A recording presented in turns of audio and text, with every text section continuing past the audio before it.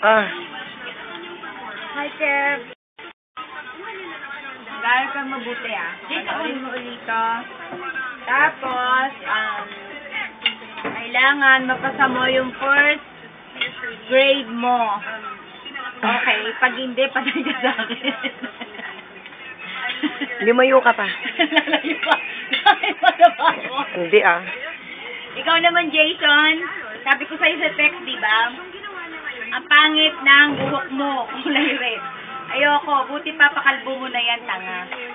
Nanonood ka ba na PBB? Tignan mo yung mga buhok nila, kalbo. Wala na parang gulisisan. Parang nanunulit ka. Titignan mo siya.